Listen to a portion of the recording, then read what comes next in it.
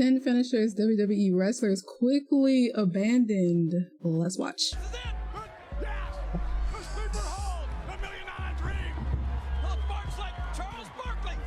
The sleeper. Finishers have been ingrained with wrestling since the very beginning. The finisher is the move the wrestler executes to finish his opponent off and hopefully win the match. The finisher in question. How do you kick out of the tombstone? Move in a wrestler's arsenal that would have changed their finisher at one time or another. This could be for a number of reasons. The move itself may not match the gimmick that they're portraying at the time, and also the move itself may not be safe, meaning in order to protect their fellow wrestlers, a wrestler will change their finisher to something safer. But who seemingly abandoned their original finisher? Though. Join us now as WrestleMania looks at 10 abandoned How some of these moves changed over the years. Superstars. Be sure to subscribe and hit that notification bell for daily wrestling videos.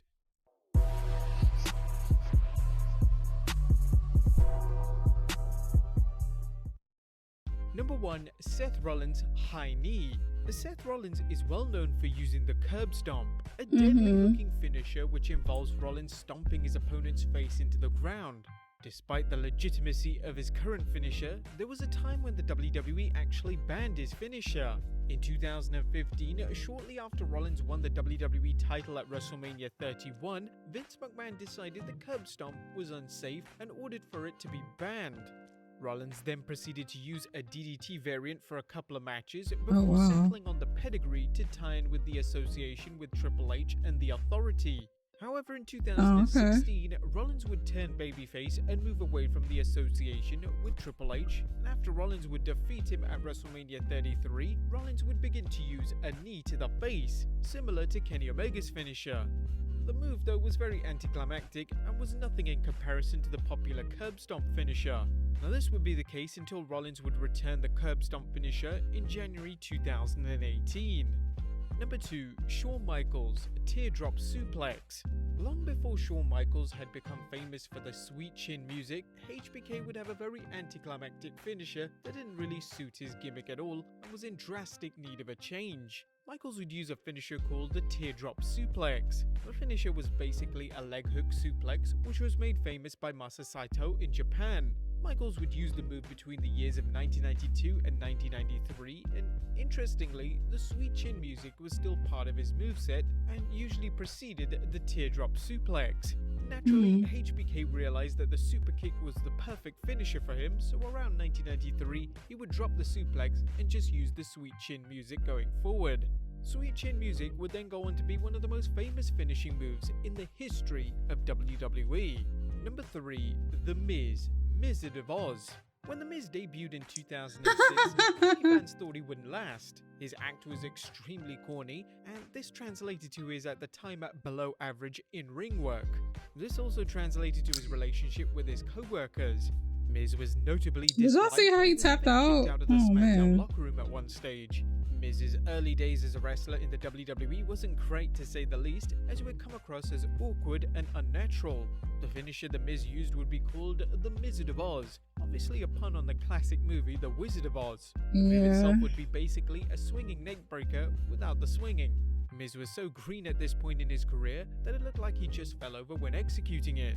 Luckily, Miz would later go on to use the skull-crushing finale, and Miz himself would go on to be one of the WWE's most successful stories and would even go on to win it. It didn't look like he had good control over it, honestly. Like, it didn't look that... To John Cena ascending to the top of the WWE and it didn't look that strong, I guess. The attitude adjustment, or the attribute to finish off his opponents. Maybe his execution was just really off. Cena would use a spin-out powerbomb, and it actually looked really good as Cena was naturally strong, so it looked devastating. The move would be called the Protobomb, which was appropriately named after his FCW name of the Prototype. However, he would begin to use the FU as a pun on Lesnar's finisher, the F5. He would then use it moving forward and would be later renamed the Attitude Adjustment after WWE went PG in the summer of 2008. Number 5. Randy Orton, the Ozone. The RKO, without question, is one of the most popular finishing moves of all time. We got two. Turned into a meme. Even people who don't watch WWE know what the RKO is and who executes it. However, there was actually a time when Orton wasn't hitting the RKO out of nowhere. When We got Orton two made at his Survival WWE Series. debut I in wanted more, 2002 on the but SmackDown whatever. brand, Orton would use a move called the O-Zone.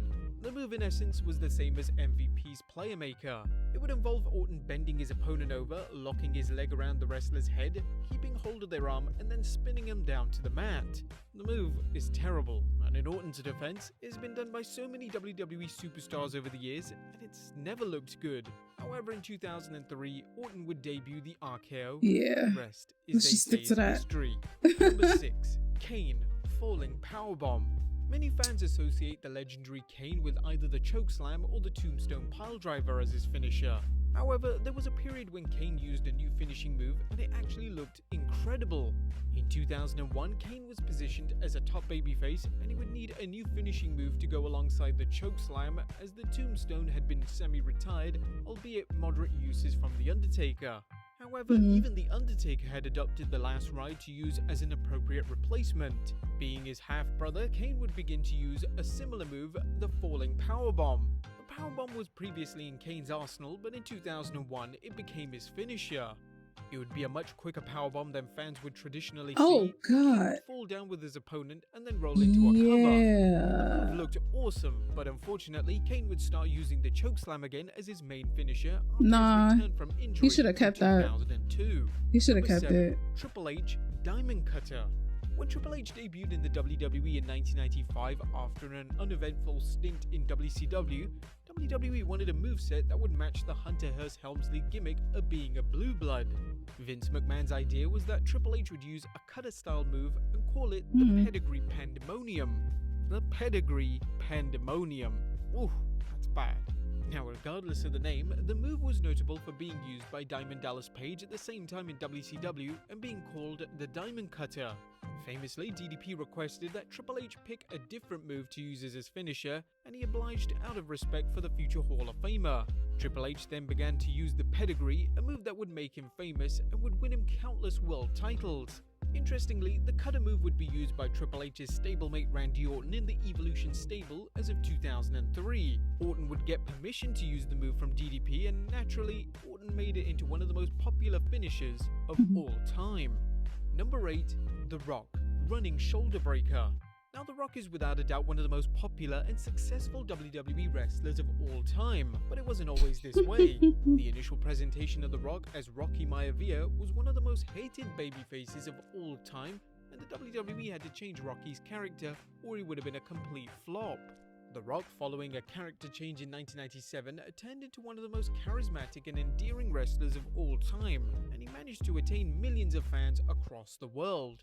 However, if you asked a WWE fan what the finisher of The Rock was prior to the Rock Bottom and the People's Elbow, they may look at you with confusion, as The Rock's finisher prior to these two moves he made legendary went very much under the radar. The Rock Bottom wouldn't debut in a match until May 1997, which was 7 months after The Rock's initial WWE debut. Prior to that, The Rock would use a basic shoulder breaker, albeit not the worst move in the entire world. It was nothing in comparison to the two moves The Rock would go on to use as his finisher. Number 9. Chris Jericho, Breakdown. Chris Jericho is the perfect example of evolution in wrestling. He constantly evolved his character and his gimmick to keep him relevant and to appeal to the mainstream audience. This also extended to his moveset. Jericho constantly adds new finishing moves such as the Codebreaker or the Judas effect to match his new personas. One of the moves that many fans forgot that Jericho added as a finisher was a move known as the Breakdown. The Breakdown in essence would be a full Nelson facebuster that looks similar to the Miz's skull-crushing finale. Many fans don't remember Jericho using the move because he used it so infrequently. The move would debut in 2001 when Jericho received a strong push as part of the Invasion storyline. The move was actually responsible for winning Jericho his first world title in the WWE when he pinned The Rock at the 2001 No Mercy pay-per-view.